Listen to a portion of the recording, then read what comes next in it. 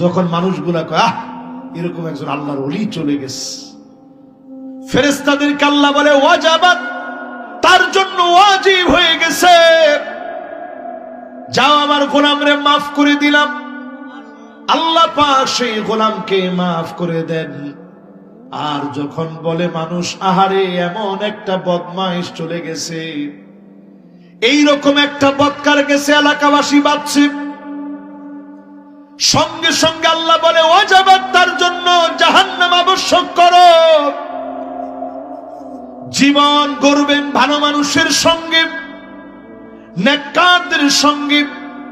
আপনি নেতা মানবেন যোগ্য মানুষগুলারে, নেতা মানবেন এক নম্বরে দেখে নেতার ভিতরে চরিত্র আসেনি। এক নম্বর চরিত্র লাগবে হুব্বুন নাস, নেতারে ভয়ে না, মহব্বত করবে গোপনে গোপনে, তাহাজ্জুদের সময় চোখের পানি ছেড়ে কেঁদে দিবে। এমন নেতা যদি আপনি হতে পারেন, বুঝবেন যিনি আপনাকে ভালোবেসে ফিরেছেন তিনি কি। এটা আপনাকে নেতার দিকে একটু মিলাই দেখেন। যে কোনো নেতা, আমার ভাই সহ, উনি ছাড়া না, উনি শুদ্ধা, এটা মিলাই দেখবেন যে নেতারে মনে মনে ভালোবাসে না সামনাসামনি ভালোবাসে। পিছনে গিয়ে আল্লাহ ঠান্ডা এত ডিগ মানুষের উপরে পরে, হের উপরে একটা ভরতারে না, কি কোনটা ঠিক, ঠিক কোনটা যেটা কইছি ঠিক নি। এরপরে 2 নাম্বার নেতার ভিতরে ক্যাটাগরি লাগবে হুব্বু তাআল্লুমিল কুরআনি ওয়া তিলাওয়াতিহি ওয়া তাদাব্বুরিহি ওয়া তাতবিকিহি।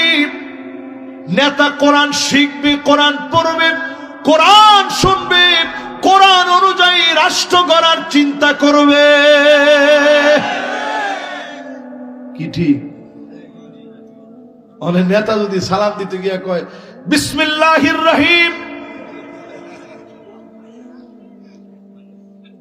আপনাকে অলরাউন্ডার কইলেছি না, হায় হায় হায়, মানুষে ফসা ফসে, এইরকম সময় গিয়া ফসে, হায় রে হায়, ফুলাবান্ডি কিচ্ছু পাইল না। এমন এক সময় গেছে যে সময় ফুচ্ছা শেষ হয়ে গেছে।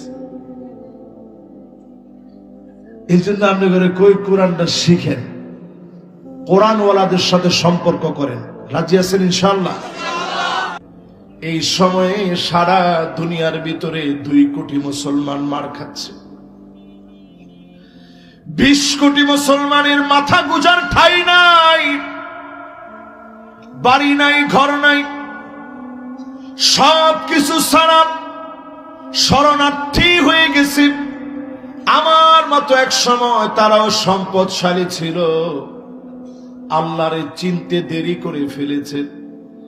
আল্লাহ পাক জায়গায় জায়গায় ধরে ফেলেছেন।